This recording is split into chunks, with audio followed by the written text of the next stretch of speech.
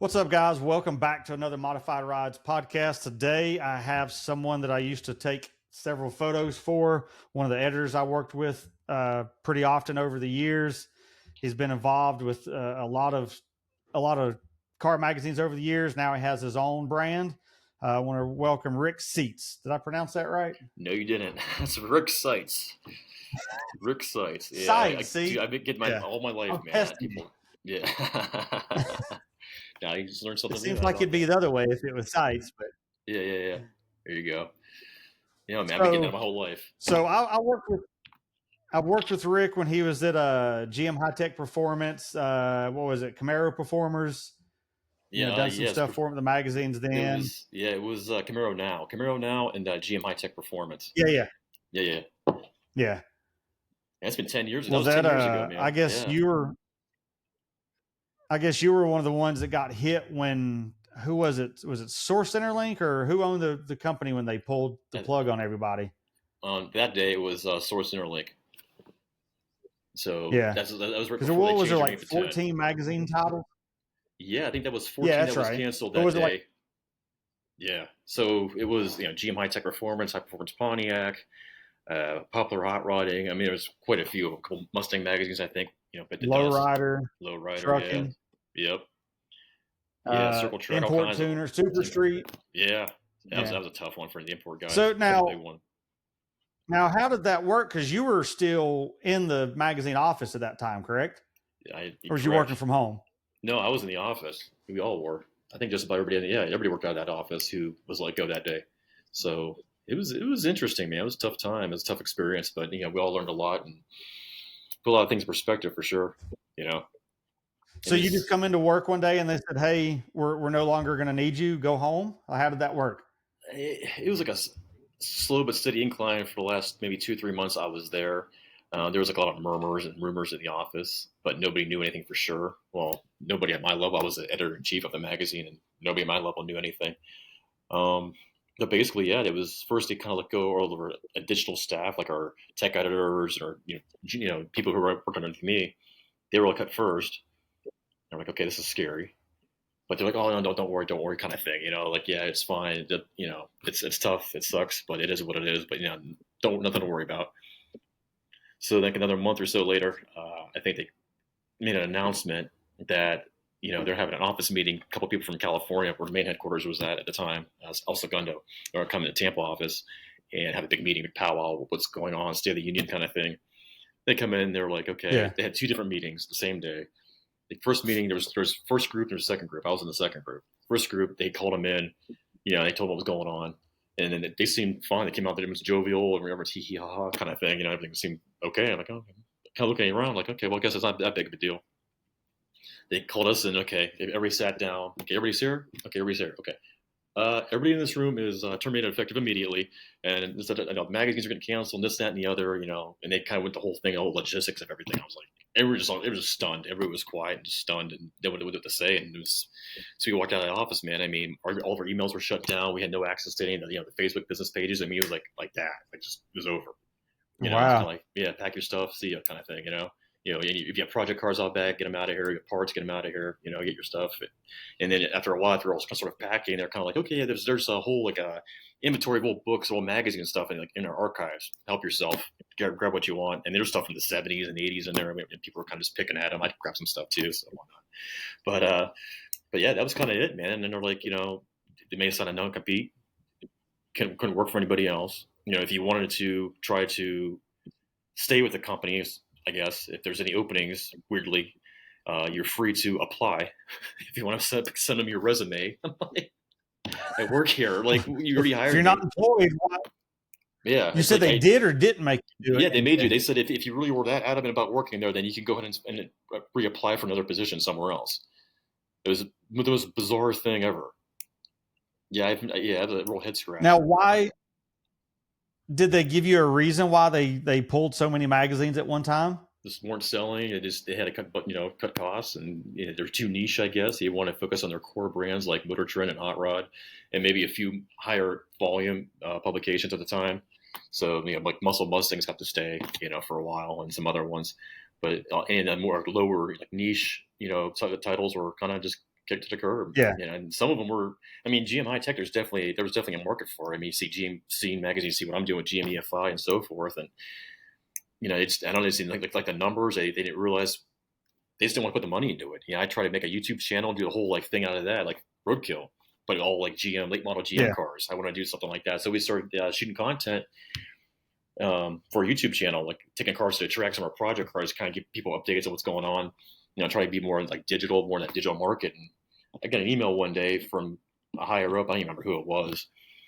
From out west, and said, what are you doing? Why are you shooting all these videos for this YouTube channel? I'm like, it's for the magazine. I'm just building a brand. I'm just kind of an extension of what we're doing. I'm already publishing this stuff anyway, but it'd be kind of cool to see the cars like on a racetrack. That's where the world was going. Yeah, exactly. That's what I was doing. And we already had a YouTube channel anyway for it, so I was just utilizing that branch, that platform. It's like, why not? It was there for me to upload videos. So what's the problem?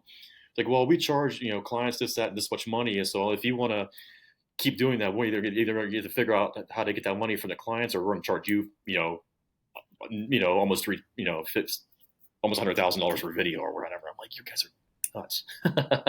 What? So you're going to bill me? Wow. You're going to charge me for these videos that I'm using to promote your brand. It was very bizarre, man. And I was posting stuff on Facebook, and at the time it was just, it was all about just posting whatever the latest articles were in the print magazine, whatever was happened to be migrated over to the digital side. But I was like, at that time in 2013, 2014, it was really easy to build a Facebook page, and have like a lot of followers as long as you're posting cool stuff.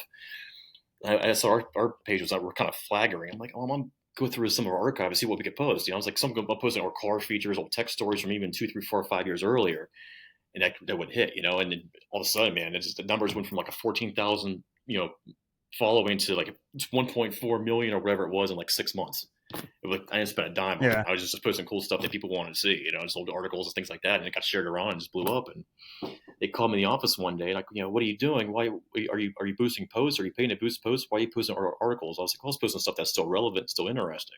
And they didn't want to hear it. They're like, well, you can't. I don't know if you should be doing that. I was like, why not? I don't understand. I'm building the platform. I'm building the brand. I'm doing my job essentially. Yeah, blah, blah, blah, blah, blah kind of thing. They're kind of scratching their head and they're kind of looking at each other. I'm not sure you should be doing that. It was really weird, man. The way they ran things was so bizarre. It was, I don't know. Did they not see that the internet was where the content world was going? It's almost like they wanted it to fail. It was really bizarre. It's so strange. I mean, I don't know. They operate like it was still 2004 or 2002 rather than 2014. You know what I mean? And they just didn't want to adapt. And I wasn't spending any money. I was just using the tools I had to you know what I mean, just promote their content and stuff. Yeah. So I wasn't doing anything shady. I wasn't using any kind of budget to boost pay posts or anything like that. I was just posting organic stuff and just let it do its thing. And they thought it was odd. Posting videos on YouTube, what we were doing in the shop or on the racetrack. They didn't like that because they didn't charge. We didn't build a. If there's like say we took a Camaro with a Pro Charger onto the racetrack, well, we didn't charge Pro Charger for that content. You're just going out there and just kind of just doing that. And you should be doing that. If Pro Charger didn't pay for that video, then you should pay for it. Basically, you should pay us to shoot the video. It was bizarre, man. It was so bizarre.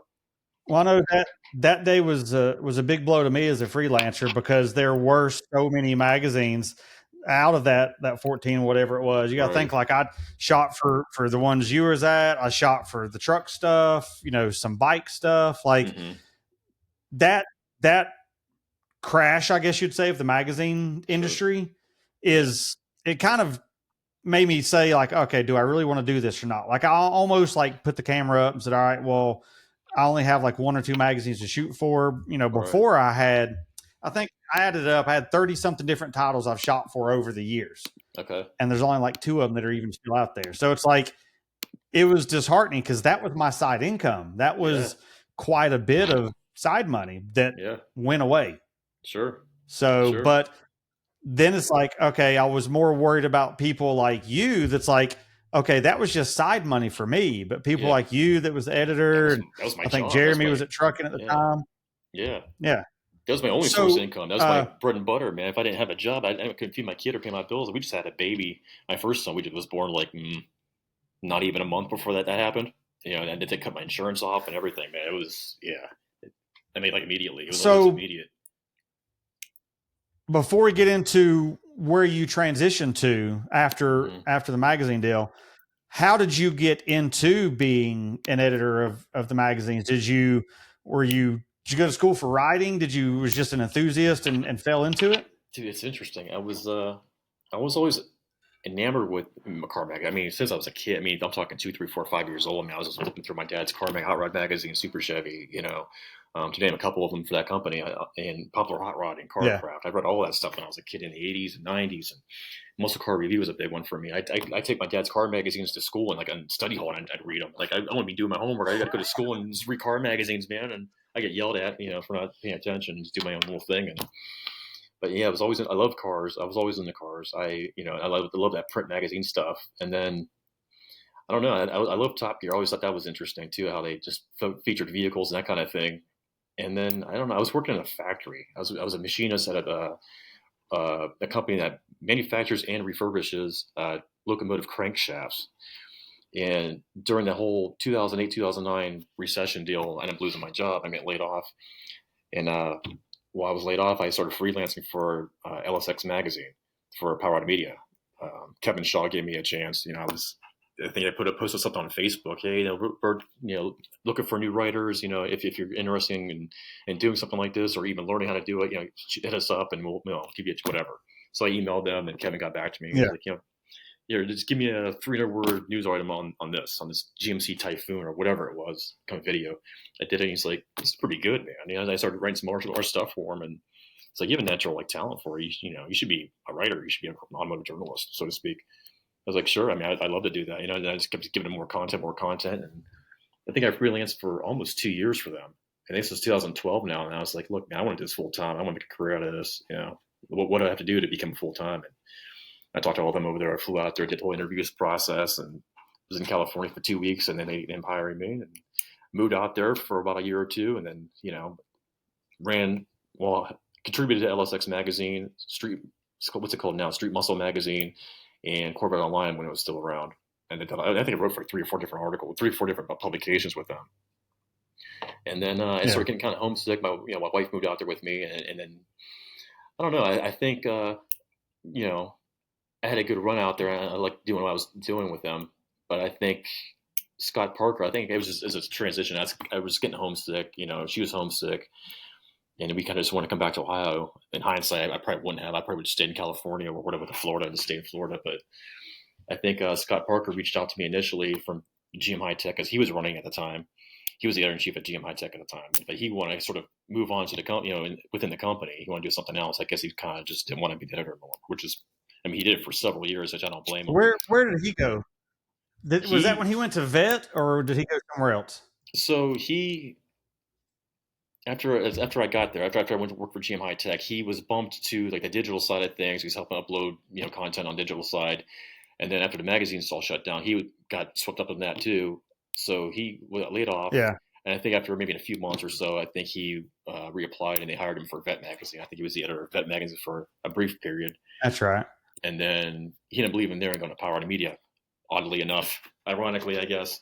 So he's still there now. He's actually a part owner of the company. So. But okay. I know he moved to Charlotte lately. Yeah, he moved to California for Power, and then I think recently he moved to Charlotte, North Carolina, and they relocated. Yeah. I haven't spoken to him in a long time, but yeah, that's how I got into GM High Tech. I had an interview with him and Jim Camposano. We hit it off and did. It worked out. So, well, for a little while, it worked out. How long were you running that magazine?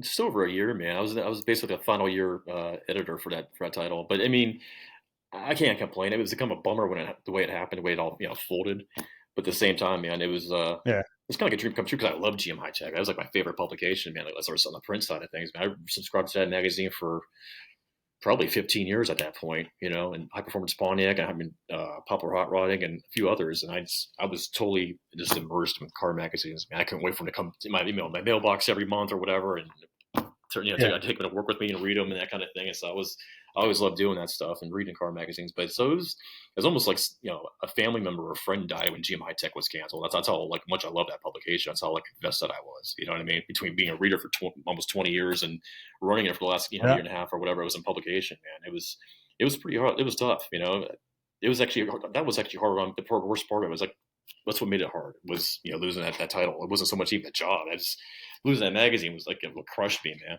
I'd be honest with you, but yeah, that's life. Nothing lasts forever, I guess, and things change and things evolve, and you have to kind of go with the flow. Well, I know that one black Grand National I shot out in Vegas for you is probably one of my most shared photos sets that I think I've ever had. It's everywhere. It's everywhere. I see it seems like in memes. I mean, everything, man. I still see it. I think that picture is 10 years old now, man. It's everywhere. It was funny too because I uploaded the one picture that you shot of that car, sort of like a sunset, like in a desert kind of thing. I posted on that GM High Tech Facebook page. Like it was almost like a metaphoric or something, because the car was like driving off to the sunset that GM High Tech played on it. You know what I mean? And like a week after I posted that picture on that Facebook page, man, they killed the magazine. So they had that. They used that page for like 2-3 years. And that picture was like on that thing as a cover photo for that Facebook page for the whole time. So they finally just shut the page down. But it was kind of that was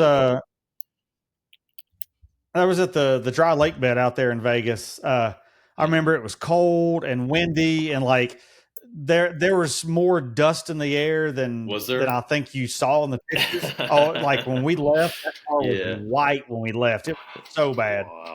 Wow, yeah, but man. You couldn't see in the photos. There were so many. That car was a very, very high-end build. It was so subtly done, though. So to glance at it, it looks like a Grand National, like some bigger stock-looking wheels on it. But I remember when I told you I wanted you to shoot a Grand National for me in the desert in Vegas. You're like, Grand National, dude, that car's black. I don't want to shoot it. I've seen because you like the cars, you know what they were, but at the same time, you're kind of like you've seen one, you've seen them all, kind of thing. You want to shoot something like crazy and whatever. I remember you texted me when you actually met the guy. Yeah, dude, this car is sick, man. This thing is beautiful. Yeah, you kept like going on about it. Yeah, you and your wife, you took pictures and posted on Facebook, like sneak peek pictures and stuff, man. I was like, I told you, man, I'm gonna have you shoot some nonsense, and you're gonna like this car, man. Like, I don't waste your time or his time. Yeah, I mean, he just the way the door handles everything, man. He just really did a good job with the detail in that car. So he sold it shortly thereafter. So I was looking at one of the other covers I'd shot for you. I remember the guy brought the 4th Gen IROC here in town, and we were doing the rolling shots. He had the parachute hanging like clipped to the back of it. Okay. We're running down the interstate with the parachute on it. I'm hanging out the window doing photos. Yeah, that was fun. So yeah. That's how it's done, though, man. I don't know. I'm sure people driving by are like, I don't know. Are these younger photographers? They still doing that stuff? And it's really, you don't see too much of that anymore. I don't think. Like guys like basically like hang out. Rolling shot. I love rolling shot. Yeah. The traffic is always so heavy. It's unless you find the right place, it's so hard to do rolling shots anymore. Mm-hmm. Well, at least around here it is, but the interstates suck around here. So I know so much traffic everywhere. So, like I said, now that's how you got into the magazine side, and then the magazine closed. So, when you had the meeting that said effective immediately, you're gone, what went through your mind to say I need to start something new? Did you already have something kind of in the works before that happened, or was it you just forced to do it? I was essentially forced into the position, man. I had no. I mean, obviously there was signs that potentially I could lose my job, but I didn't really. I guess maybe I was stubborn, or maybe I was just in denial. I was like, "There's no way they're going to be foolish to kill these magazines. Somebody has to run this stuff, right?" I mean, worst case scenario, they'll kill the print side. They'll make it all digital. Which, again, I already had experience with that working with Power to Media. It's like it makes sense. Why the hell would they kill such decent sized cash cows like all those different brands? You know what I mean? Maybe they're niche, but they still brought a lot of money in. It's about cost and distribution. With the print stuff, digital solves that. So I figured they'd be smart enough to have the foresight to keep at least some of those titles around. And GM High Tech was so niche, like there was no other magazines that still produced the content that magazine produced. So it wasn't like a Mustang magazine where it had 3 or 4 or 5 of them, and there's a lot of overlap and a lot of redundancy. That magazine GM High Tech was kind of its own deal. There was nothing else that had in their portfolio that was like that. So I would have thought they would have kept it, but they didn't. So I had people on the inside tell me, year or 2, 3 years later, like, yeah, they should have kept that one. That was a mistake. That worked there. We should have kept that. Like we should have kept you. Yeah, another one, right? So like trucking was the staple for decades because of what it was. I get that they cut mini trucking and sport truck, like all them went away, but you would think that flagship truck title would have stayed, but it didn't. Lowrider. Lowrider is probably one of the most iconic car magazines in the world, and it Right. went away. I mean, being a car craft. So how did you transition to where you're at now after that shutdown of the magazines? So after that, I left. It was funny because I started GMEFI's Facebook page not even maybe 2 days after I left GM High Tech. I was like, it was still in me. I wanted to keep going, and I want to continue what I Yeah. was working on. I was like, we saw project cars. I saw my Grand National. I had my Trans Am. I still have that car. My Trans Am too. I was like, at that point, I couldn't imagine myself doing anything else. So that's what my train of thought was. Like, I have to keep going, but I'm not going to, kiss this company's ass that just fired me either. I'm not going to reapply for a position for, you know what I mean? Like, give me a break. It's just like a slap in the face. But where would you have gone? Right, exactly. So I just left Power to Media, right? And I just left GMI, that Source Center, Source Center, now, then 10. They changed company names so many times. Yeah. But then it became 10, Prime Media, Prime Media, right. So I was like, man, what am I going to do? So I had people calling me all over the place, different companies, exhaust manufacturers and supercharger company, please come work for us. I was like, man, I could do that. I was like, but I don't want to do content. So eventually I had a shop in Houston that was around back then call me and basically begged me to come out and talk to them and be their marketing guy for a while or whatever. I go out there and ended up doing that for really less than 6 months, man. And I kind of saw the writing on the wall. It was slightly mismanaged, and then there's just things I didn't like, and there's things that we just didn't jive on a lot of stuff. So I ended up leaving there and started GM High Tech, GM EFI magazine, right before SEMA, man. It was a labor of love. It was, I think we went from it not being in existence at all to having to buying a domain, building a website out, having like 100 articles published and stuff in a month. It was like a labor of love, man. Me and my wife, then fiance, but wife was we were just building a website. I was cranking out content. I was shooting cars. I had stuff that kind of stalled that, GM High Tech and the parent company, they didn't need any content for it. They had no use for it. They didn't want it. They were interested. So I'm publishing some of that stuff on GMEFI. I made enough friends in the industry on the other side, on the marketing and the advertising stuff, manufacturers, to where they were supplying me content. I was telling them what I was doing. I'm starting my new publication, and they started sending me parts, and I started writing with them and got advertisers, and the rest is history, I guess. I've been nonstop ever since, Yeah, you carried over some of the big advertisers from GM High Tech, didn't you? I remember absolutely. Like right off the bat, you had some pretty big companies. Yeah, absolutely. So it worked out really well, and then I formed a lot of relationships and stuff. But like anything else, it's a kind of fickle industry. You build a lot of relationships with a lot of these people, and some of them leave, or the company shut down or whatever too. So it's always about networking. Some of these people have been in the industry for 20, 30 years, and they happen to retire one day. And it's like you have to start a whole thing all over again with a new guy that replaces them. And now it's like some young college kid that just looks at metrics and data, and it's like, does it work? Does it not work? Okay, go. If it works, great. If it doesn't, great. And it's really hard to connect with sometimes. With me dealing with like the sponsorship stuff with all my SEMA builds and stuff, I've learned that these marketing directors, if you build something one year and you go to build something, you need that same company the next year, there's a 50-50 chance that marketing director is no longer there. Right. I know. Or he's at another company that you run into. Yeah, right. It's like, dang, I got to start all over again. Like, they look at you sideways. Okay, now who are you and what do you need to see? They send all this information again, some everything you wrote for them and anything you shot for them. It's like, man.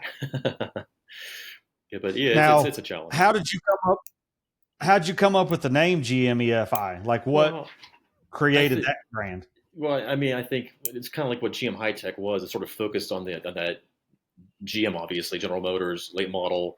When I say late model, I say mid '80s to current vehicles, Camaros, Corvettes, Grand Nationals, etc. CTSVs, non-carbureted, factory non-carbureted stuff. But I mean, that LS market's changed so much, that enthusiast market, man. It's mostly like swaps now. You go to LS Fest, it's like 90% swap cars. I remember when it started in 2010. I went to the first show, and it was a very small turnout, very small event. But I think 95% of the cars that were there were all, fourth gen Camaros, C5 Corvettes, C6. It was all like factory GM LS powered cars. Now you go there, it's the opposite. It's like 85% it's swapped Chevettes and 69 Camaros and whatever you could imagine. I mean, S10s and stuff like that. the aftermarket industry has created the ease of the swap. I mean, there's so many companies that make direct bolt, direct plug. Like it's not, you're not having to like get some kind of crazy stuff to make it work. It's all plug and play at this point for pretty much any vehicle. And if it don't fit that vehicle, you can get like a harness that just plugs in what you need. So absolutely, yeah, computer or harness. I mean, yeah, I think that's opened the doors to a lot of I think that's opened the doors to a lot of these swaps, is because it's the probably, I'd say, the easiest platform to swap over. It's no longer the, even if you had a Ford back in the day, you'd put the 350 in it with the 350 transmission. Now everything's LS because it's so much easier. Absolutely, yeah. I mean, you have multiple companies. I mean, Holley, for example, they buy a complete kit. Like, say, if you have an S10, you want to put an LS engine to an S10, first gen S10. I mean, you have headers, motor mounts, the harness, you have everything you need to make the whole swap work. All you need is the engine, basically. You know what I mean? It's all bolted in and plug and play kind of thing. So they take a lot of the work out of it these days. So that helps a lot too. So you're not regulated to 2 or 3 or 4 or 5 different cars. You can take that engine and put in whatever you want to put it in. So that's what makes the hobby and the industry so unique. So yeah, it's so tell us what GM EFI is. Like, what do you give the viewers, readers, whatever? Like, what content are you providing right now? So basically, we do a lot of project cars. We cover car features. So if there's a guy with a 1,200 horsepower Grand National, say, that has his car shot, I'm actually working on a feature right now. That car is shot. We do car features. We spotlight the car. We mention how the build, what products he uses in the car. We do new product updates, that kind of thing. So if Holley comes out with new valve covers, we spotlight that, get that out there. Any kind of interesting, YouTube videos and stuff like that featuring said type vehicles, we do little write ups on those as well. Tech story. You have project cars in the shop. We have probably too many for the magazine. Actually, I got to start getting some of these things done and get them out of here. So we do project cars. So we'll buy some hoopty, right? Or maybe like a late model car, and it's either stock or it's just a big bucket of bolts, and we turn it into something unique. In the past, we did an '84 Trans Am that I bought off eBay for $1,300 shipped to my house. And we turned it into like a 700 horsepower LS SWAT blown 3rd gen. And I love that car. 6-speed manual transmission, the big, bare brake, suspension, the whole thing. It was a monster. Yeah. Now we're working on a few different cars. I have an '84 Cutlass Hurst Olds, actually. It's going to as LS swap 6-speed, Port Touring kind of thing, gutted interior. It's going to be a stripped out race car, basically. I got this Apocalypse style 88 Fiero coming together. We're doing LS4 swap with a turbo, and it's going to be kind of a really fast piece of crap, basically. But yeah, we got that. So, we got a few others as well. So you're doing basically full out digital magazine at this point. Yeah, that's what your concept is with GMEFI. So we use our social channels to feed out our content. So whether it's a video, whether it's an actual article, printed out, typed out article, story, whatever it may be, we use our Facebook, Instagram, not Twitter so much. We were really trying to push our YouTube stuff too. I kind of slipped on that, ironically, even though I was trying to push it 10 years ago for GM High Tech. I kind of lagged a little bit on that for GMEFI. I don't know how that happened or why that happened, but we're really trying to push that stuff down too. So it's all about monetization through your views and that kind of thing too. So the industry definitely changed a lot. Before it was how many subscribers do you have, how many issues do you sell, and now it's just about how many views, and how many followers you have. That's what it's all about now. So yeah, that's where the ROI is. Now you've got another brand other than GMAFI, right? Yeah, I do. It's Timeless Muscle Car Magazine. So that one's a little bit more. It's all American muscle. So it's GM4, Mopar, AMC. We do, again, we have project cars for that one too. We do the same basic formula. New products, car features, tech stories. Event coverage. Here and there. We don't do too many shows. We do LS Fest for GMEFI and try to do Good Guys for Timeless Muscle. It's interesting. I think car show coverage, as big as it used to be, I remember how big as it may be for others, it just never really clicked with us. Our coverage is always really good, but just based on viewership, I look at the metrics, and it's always like car features and tech are 2 big ones for us. Car events, you get some traffic out of it, but it's not like what you hope for. So it kind of gets to the point. It's like, okay, so the cost of going to these shows and shooting all this stuff and doing all these things, Is it worth it? I don't know. You know what I mean? So we kind of wait on that one for a little bit. Does it make sense to cover this stuff, or does it make sense just to maybe go and do like live videos, that kind of thing, and get it out there that way, as opposed to just sit down and take pictures, write a whole article out of it that doesn't really do much for us click wise. So we actually get more Is value. Go ahead. is it just you at the company, or do you have anybody else working for you? No. Well, at home base, it's me, and I have a couple of guys that help me work in the shop on our project cars. As far as content creation, we have guys all over the country. Just about in every state, I have people shooting cars for me, or getting some social media videos and stuff like that. So it helps a lot too. Yeah. Yeah. Yeah. So we in our case, we get more value shooting like stand like cars with social media, just like walk around videos and interview video, that kind of thing, as opposed to sit down and just write a whole article out, because it doesn't make sense to do that anymore. Yeah, I don't really pay a freelancer to shoot a car or shoot an event coverage for me anymore. If I could just have them just go out there and shoot some video for social media, and just do like walk around the car or whatever, we get more stuff out of that, because our social media channels are monetized anyway, so it makes more sense for us, and we get more out of it. Now that you've been in the print world and you've been in the digital world of the magazine, where do you see the future of content creation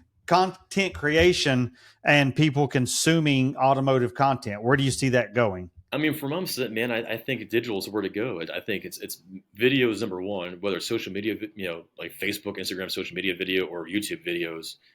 That's number one. And then I think digital publication, like writing articles through, the website, that's two. Print's probably three or four. I don't know. I mean, I could be wrong. That's where I'm sitting. I haven't picked up a car magazine in years, unless it's an old back issue I have laying around, something like that, or maybe it's a catalog from Summit or something like that. Otherwise, I've been subscribed to a magazine in over 10 years, man. I don't think I've bought a magazine in over 10 years. Let's put it that way. That's me speaking. I could be wrong. I mean, I see some older guys saying, yeah, they miss print. I see young kids don't even know what a magazine is. So they have no interest in it. Why would I want to take a piece of paper and flip through it? I just look at my phone. So I always use the analogy, and I ask people this all the time. When's the last time you've taken a magazine into the bathroom? Because us growing up, everybody had the magazine racks. You always sit in the bathroom with your magazine. Now everything's phone based. No one's going to, put their phone down for that. Yeah. No, I don't have a magazine rack in my bathroom. I don't. Our parents did. Our parents did. Yeah.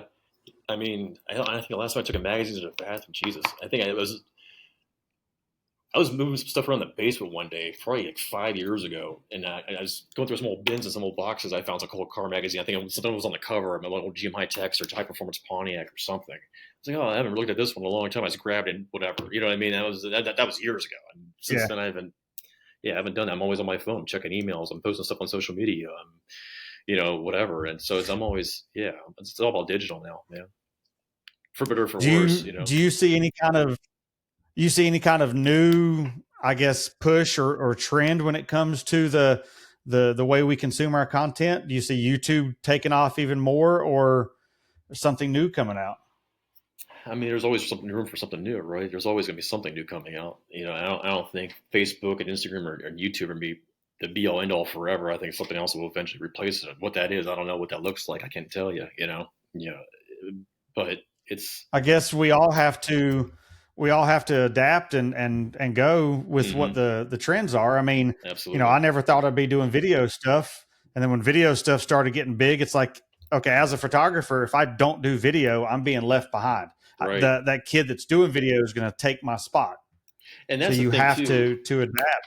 Yeah, I mean, some of these guys I've known worked in this that have worked in the industry for years and years, 20-some years. I've known them for quite a long time as well. And I just I'd reach out to them, hey, I just this car I want you to shoot, stills of, on your area. It would be a big help if you can do that for me. Can you do that? Like, oh yeah, my rate is this much. I'm like, for stills, man. I mean, for that, I could just get a guy to shoot video. If you want to spend that kind of money on content like that, I want my bang for my buck. I want video. Because then you get the pictures, you pay for the pictures, you're using the article. People want to rip the pictures anyway from the article. They're posted all over social media for their own reasons, Photoshop and stuff and crop the stuff out. It's like I just get DMs and texts and calls and emails all the time. Oh man, you see this outlet took that picture off that article and they did this with it. It's like nothing I can do, man. That's see some random guy on the internet. What are you gonna do? Some young 14-year-old kid posted on his Facebook page a picture of your car. I'm gonna sue him. You know what I mean? What are you gonna do? Ain't nothing you can do about it. Now, if a Take his company, PlayStation from him? well, yeah, well, the thing is, or if a company takes a picture and then they crop it with the watermark out and that kind of thing, that's something else. But if it's some random guy on the internet, man, and then just post it on his Facebook page, there's nothing you can do about that. So it is what it is. Video's a little I've had a harder, so. couple. Wasn't that Grand National? Didn't somebody Valvoline or someone start using it for Really? like some of their ads or something? I think Man, it was Valvoline on that Grand National. I swear it was. really interesting. Yeah. No, I didn't see that Because one. I No. remember messaging them, like I seen it on Instagram. I remember messaging them going, "Hey, this is my shoot. You're using this or whatever." And they were like, "Oh, we didn't know." And then I think they edited their post or something after that. But I swear it Wow. was Valvoline, if I'm not mistaken. Wow. But Yeah, like I it's said, that was 10 years ago. yeah, So right. Wow. No, I didn't know about that one. Or maybe I did. I probably forgot about it. It's been so long. That's interesting. yeah, Yeah. we're all getting old. For sure, man. For sure. But yeah, I mean, I started GMEFI in 14. It was September of 14. I think in May of 15, that's when I launched Timeless Muscle Car. Because I was really big into muscle cars. I really want to capture that audience, that type of content. So we have both of those going. We dabbled with Ford a little bit, with Blue Muscle we ran it for a few years, from 2017 to 2021 or so. And then we just couldn't really, it's a very, very competitive market. It's a niche, Yeah. but it's competitive. There's a lot of different brands out there that really focus heavily on Ford. You know what I mean? And it's all about who you know, everything too. So it's a tighter knit community with the Ford guys. So I just couldn't. I mean, I did okay with it, but not to where I was satisfied. Where I feel like I was growing the brand. I was kind of just stalwart and always struggling. So I just kind of just nipped in the butt basically, and focused on GME and Fine Thomas Muscle Car. So focus on what I really, really knew and was really passionate about. What's the future for your brands right now? Where are you wanting to take your company in the near future? Man, I want to be one of the fastest growing things out there, man. I really want to have a strong grasp on what's going on in the industry. I really want it to be that place where everybody who has a late model GM car or LS powered or LT powered vehicle goes for their content, man. There's one or two other places out there, and that's okay too. But I really, really, really, really want this thing to be a long lasting brand. It's not something I'm just doing to pass the time. It's not something I'm doing to pay the bills or whatever. I really want to continue these brands in the industry. I really want to be a part of this industry because I love this industry. I love everything it represents and what it stands for, and I love the history of it. Am I content with where the industry is going right now? I'm not sure. I mean, there's glimmers of hope here and there, right? I mean, there's a big push for the EV stuff, or there was for a little while there. I think it's starting to fade a little bit. It's sort of that's definitely a niche for sure. But it was funny. I almost considered starting an EV magazine back in like 15, 16. I was talking to some other guys, like, that'd be a good idea. But back then it was like hybrids and like the Tesla. You know what I mean? Nobody else was really doing anything yet. Yeah. We weren't that really into them. So it was kind of like, yeah, kind of put in the back burner, and a couple other titles came out. And once I started, really getting into those cars and learning more about them, I just didn't feel like I was something I really wanted to pursue. But, it's just different strokes. I guess that's my next question though. With you being diehard GM performance, yeah, what is your take on the EV world? I mean, I know my view on it. So what is your view being a gearhead for power? Man, I'm perfectly okay with hybrids. I think that's fine. But I power isn't everything. Horsepower isn't everything. I love going fast. I love drag racing. I love road racing and that kind of thing. But I love the sound of the gas engine, man. Whether it's a V8 or a turbo V6 or even a turbo 4-cylinder, man. Just the noises they make, the sounds they make, just an organic mechanical, thing that they provide. EVs work for certain people, and that's fine. I just don't see me ever buying one. I don't see it being like the go-to forever. I just think it's right now. It's almost like a fad. I hate to be that guy. I hate to sound like a boomer, but I just think it's. I think there's better solutions out there. I don't think we're definitely not ready for it. Not to sound cliche, but we're not ready for prime time, right? The EVs aren't ready for prime time. But so no, you don't. Man, you don't think. You don't think the government push for them though is worth what they're doing? But there's definitely a government push for them. I think the manufacturer are trying to abide by the government because they don't want to be feed or find the hell. And I think that's why GM especially, and now even Mopar, Dodgers are the last holdouts, like saying no, we're not doing EVs, and all of a sudden, bye Hemi. Now we have this electric Charger that's coming out at the end of this year. And it's a good looking car. Don't get me wrong. I would love to see like a Hellcat or some kind of type of V8 engine in that car. I think it'd be an awesome machine. And I'm sure the electric versions will be very fast, but I just don't. I don't want one. The electric battery just kills it for me. It's My view on it is until you can pull into a gas station or a charging station, whatever, a store, right, plug it in, walk in, hit the bathroom, grab you a drink and a candy bar, go back out, unplug it, and leave. Yeah, I don't see it taking off because leave fully charged. I'm not going to sit somewhere for 40 minutes. Yeah, right.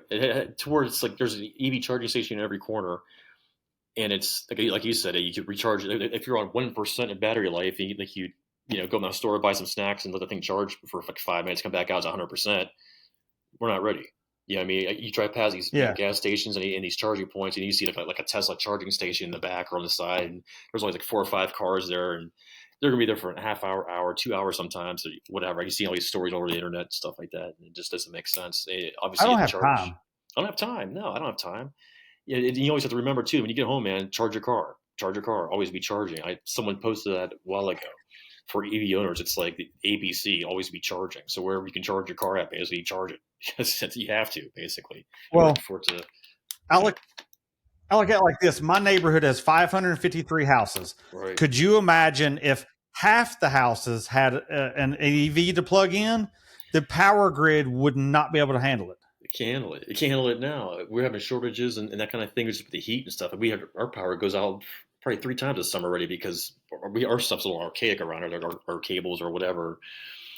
And even the transformers, if it gets like too hot or too humid, we lose power. So I can't imagine if everybody had EVs on top of it trying to charge their cars. Man, we'd never have electricity around there. It would be like 1880. It'd be crazy.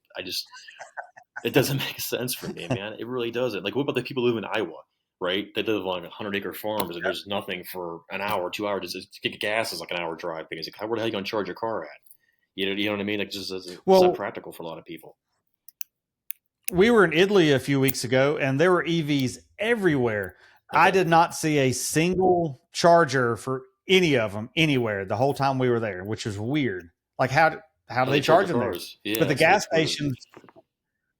stations are on a sidewalk. They're not stores over there. They're just like 3 little pumps on a sidewalk. You just pull up on the side of the curb, fill up, and go. So there was no charging station. It was weird. How the hell are those cars all running? So how do people find you and follow what you're doing, social media, your website and stuff? How do they find you? Okay, so you go to gm-efi, gm-efi.com. So it's gm-efi.com for GM EFI's magazine. And then you have thomasmuscle.com for Thomas Muscle Car. So, and then of course we have Facebook, Instagram as well too. So it's real simple to find. But yeah, man. And what are your everything? Your everything EFI related GM. So you said 80s and up. Yeah. So we got turbo Buicks. We have TPI LT1, the old LT1, LSLT. Even like the Ecotech stuff. We dabble in a little bit here and there, like a turbo Ecotech kind of thing. We had a Regal GS project car a little while ago, the supercharged V6 from the 90s. It was pretty popular, and there's some guys who build those things too, man. Like those like GTP Grand Prix and that era of cars. So we were a little bit of everything. So and our readers love it, but I mean, our core audience is like obviously is the LS stuff. That's pretty much like 90% of our content. Yeah. Well, the guy I do all my Mecum photos for, I don't know if you saw the red 4th gen Camaro that had like 5 or 6 miles on it or whatever. It was like red on red. Okay. That was his. Don't know how he found that. He bought that. Yeah, he bought that with 5 miles and an OBS 454 SS with 6 miles on it that sold for $100,000. It's like, it seems with dealing with him, it seems that whole like 4th gen, 80s, 90s GM stuff. That stuff's coming. It's classic. People have been buying and parking. So yeah, he deals a lot of that. So there's actually, I guess, multiple factions of that market. I mean, you have the guys that have been messing with these cars since they were new, and they're still building them, they're racing them, whatever. You have the guys who bought these cars brand new, parked them immediately. They have no miles on them. They're just not going to be blowing the dust off them. So they're like Beacom auction, Barrett Jackson, auction cars, basically with six figures. GNX is selling for $250,000, that kind of thing. And then you have, yeah, right, a G body, man. I remember when 30 grand was like all the money in the world for that car, for GNX. You know what I mean? Like in the early mid 90s or whatever, used. Yeah. No matter how many miles were on it, what kind of condition, it was like 30 grand was it. You pay more than 30 grand, you're nuts. Now it's like 250 is like almost commonplace. It's crazy. I mean, even Grand Nationals, man. My car, I paid $8,500 for in 09. It had 59,000 miles on it. It was kind of a project. It needed some love, but it was all there. It was solid. It was straight. That car now in that condition was in when I bought it. I probably get 20 for it without even trying. You know what I mean? It's so crazy now. I probably sell a car today for what I have into it, probably 35, 40. All the updates and stuff I did to it and that kind of thing. So there's a lot going on. So those 80s, 90s cars are not becoming classics, right? I mean, the year 2000 was almost 25 years ago. So you're talking about 80s cars, man. I mean, those cars are in their 40s now. So it's the guys who had them back then. The Gen Xers and the younger boomers, and they're kind of going back to them and buying them back, and they're buying buckets are real nice examples of blank checks, and either leave them alone, leave them as pristine museum pieces, or to restore them or make a pro touring cars out of them. Take them to these custom builders and give them a blank check. Say, hey, there's this 87 IROC. Here's a blank check. I want it to have 1,000 horsepower. I want it to be a nice example on the planet. Call me when it's done, kind of thing. So, and Hawks Motorsports, they did a lot of build cars like that too. Since you brought them up earlier, I think we were talking earlier. I mean, it's like nonstop, man. The guys are cranking out a lot of cars. It's Gen Xers and even millennials buying some of these cars up and just going crazy with them, man. It's just building them to the level they want to build them, So it's pretty cool for sure. Well, at least the love for the vehicles is still there, and it's not dying off like we all thought it would with all our kids. So no, man. There's like they say, there's an ass for every seat, right? So it's like a generational thing too. So I mean, there was a time when a Bandit Trans Am was a $3,000 car all day long. 77 to 78 Bandit Trans Am. I mean, you buy those things mint for maybe $5,000. Now, dude, I mean, you're just seeing rust bucket versions for $20,000, $30,000. I mean, man, it's crazy because it's just a generational thing. Horsepower wasn't everything, because I remember in the 80s. Okay, so when I was growing up, I was a kid in the 80s. My dad was, and still is, a big like classic muscle car guy, 69 Chevelles, Camaros, that kind of thing.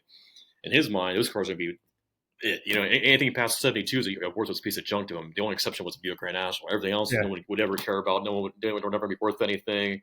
Why would you even buy one of those? And that changed, because at the time, the mentality was, horsepower. So the 60s and early 70s muscle cars had the peak horsepower. So everybody thought that was kind of it. But once the 80s and 90s rolled around, cars started getting faster and faster. Technology came out, and people became more interested in newer stuff again. So that generation that grew up with the newer cars, 80s, 90s cars, sort of gravitated toward those. The Fortune F bodies, the SVT Cobras, the Vipers, that kind of thing. That's what they grew up with. Those are the muscle cars of their era, or my era, so to speak. So that's kind of like where our nostalgia is.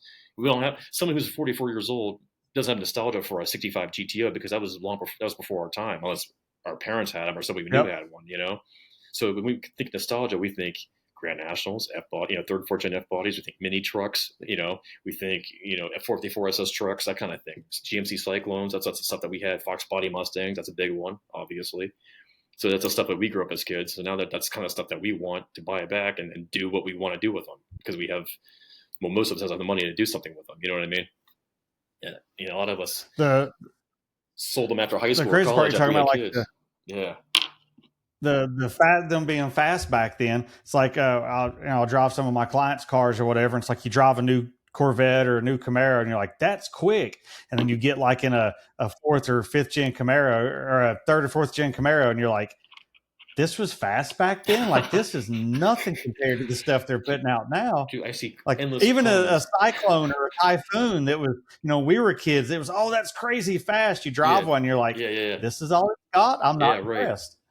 Dude, you see so many like Zoomers, kids that were born like 96 and later or whatever. 200 horsepower, 280 horsepower. That's nothing. My mom's V6 Camry has 300 horsepower. Whatever. That's nothing.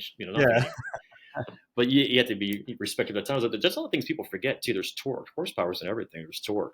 A lot of these newer V6 cars have Yep. 200, 325 horsepower, but you look at the torque figure, it's like 250, 280 pound-foot of torque. Torque is where it's at for acceleration and the drag strip. So you get the 325 Well, horsepower it's like V6 the muscle. Yeah. that RS6 Avant, the Audi wagon I had. When I had it, it was 620 horse and like 790 something torque. Yeah. Stupid. But the guy has it now is over 900 horse, and it's like, Wow. I was like, how is that a normal thing when back, like I said, these older Camaros and stuff were 200 something horsepower. Now Right. you've got factory vehicles that are 1,000 horsepower. Right, exactly. Yeah, and I reckon Camaro was a 200 horsepower car, 210 horsepower, depending on what year it was, 215, 225, thereabouts in the late 80s. And that's laughable to a lot of people now, right? I mean, you only think of it. But if you buy a bone stock 88 IROC, you're not going to go race Hellcats with it. You're just going to hop by it, you're going to cruise around, you're going to get ice cream with the wife and kids. You know what I mean? It's enjoy for what it is kind of thing. It's like an artwork or a movie from the 80s. You know what I mean? It's a moment in time. So you get to take it for what it is and enjoy it for its. That's where we were at technology. In the 80s. That was acceptable. That was impressive horsepower. It's 200 horsepower, 240 horsepower. That was a lot. That was plenty for the time period. And that's what we had. That's what we were working with. Oh, yeah. So, absolutely. Well, I won't keep you. I appreciate you coming on. Like I said, it's good to actually catch up. I don't think we've seen each other for been a few years at SEMA since we've ran into each other. So I guess you'll be out there this year walking around. Yeah, I'll be out there this year. Yeah, I don't think I went last year. I think I skipped since I've been in the industry, man. I've probably been to SEMA every year since 2012, except for 20, obviously. I think maybe 18. I think I skipped a couple years there. But yeah, I'll be there for sure this year. I'm looking forward to seeing you again and seeing your Tahoe build and seeing all the other stuff that's out there this year. That's going to be a good time for sure. And hopefully, yeah. Go ahead. I had to build the wife one. I gotta balance it out and let her play some too. Yeah, she's probably getting jealous after a while. You guys built a couple cars together. I think she had the Subaru one year too, right? Wasn't that hers? The WRX. Yeah, somebody bought it for their 17-year-old kid. It was totaled 29 days later, put back together. I found out it's for sale now with a blown engine for like 10 grand, and I'm like, how do you do a magazine car and destroy it like that? But 17-year-old kids don't care. So yeah, people don't appreciate what they work for. You know what I mean? So if you bought a finished project car like that, you don't understand all the time and money and effort and blood, sweat, and tears it takes to build a masterpiece like that. They people who buy a finished project car, they see it for what it is. They don't really all the work behind it. They miss out on. So to them, it's just a hot rod. Whatever. But I appreciate you coming on. Like I said, I guess I'll hopefully run into you here in a few months at SEMA, but absolutely appreciate you coming on, and we'll keep an eye on all your projects and see how you're going with it. Absolutely, man. Hey, I appreciate you having me, Brandon, man. It's good seeing you. Good catching up too.